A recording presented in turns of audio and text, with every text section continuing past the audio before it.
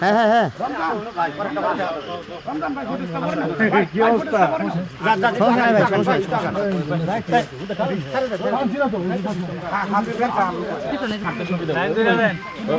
এই পাশে নাম নেই।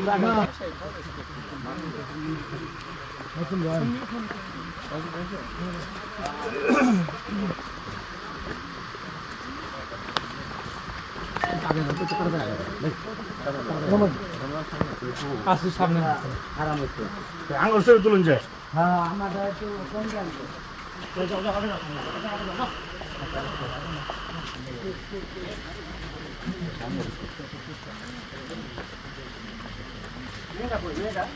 আসামি কি ধান খেতে বলেছিল নাকি?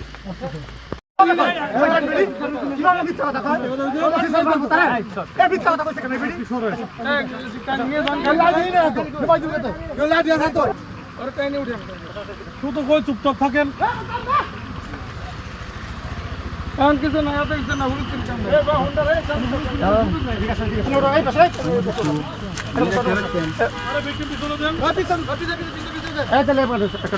তুমি মাঝখানে বসো, এদিকে আসো,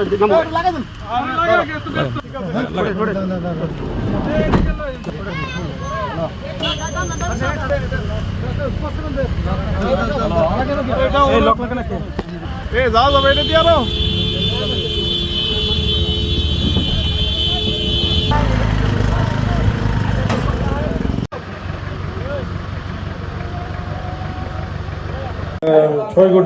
আনুমানিক 6 ঘটিকার দিকে টাঙ্গাইল সদর থানা থেকে টাঙ্গাইল সদর থানার মামলা নম্বর 30 তারিখ 21 জানুয়ারি 2026 নারী শিশু নির্যাতন দমন আইনের 7, 9, 1 এবং 30 ধারা এজার নামীয় আসামিদের গ্রেপ্তারের জন্য এবং অপহরণকৃত ভিকটিম রানী আক্তার রিয়া 15কে উদ্ধারের উদ্দেশ্যে টাঙ্গাইল সদর থানার একটি টিম আমাদের এখানে রিকুইজিশন দেয় আসামি গ্রেপ্তারের জন্য। আমরা আমাদের মোবাইল টিম দিয়ে তাদেরকে সাহায্য করার জন্য পাঠাই।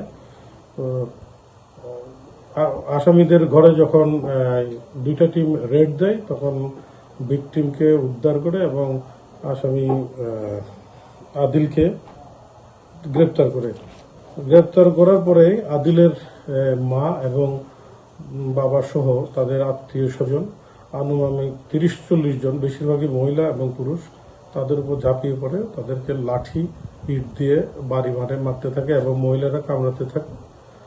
এতে আমার থানার একজন এসআই, 2 জন কনস্টেবল এবং ওই টাঙ্গাইল সদর থানার এক সাব ইন্সপেক্টর, এক এসআই এবং একজন মহিলা কনস্টেবল এবং একজন পুরুষ কনস্টেবল তারা জখমপ্রাপ্ত হয়। তাদেরকে টাঙ্গাইল শ্রীপুর স্বাস্থ্য কমপ্লেক্স থেকে তাদের চিকিৎসা প্রদান করা হয়। পরবর্তীতে আমরা অভিযান চালিয়ে ভিকটিম রানী আক্তার রিয়াকে উদ্ধার করি এবং অপহরণকারী আদিল এবং তার পিতামাতা মনিরুজ্জামান, লিপি আক্তার এবং আসাদ ওদেরকে গ্রেপ্তার করে থানায় নিয়ে আসি। তাদের বিরুদ্ধে তাদের নারী নির্যাতন মামলায় তো তাদের অ্যারেস্ট, তাদের আইন অনুযায়ী যেটা হওয়ার হবে।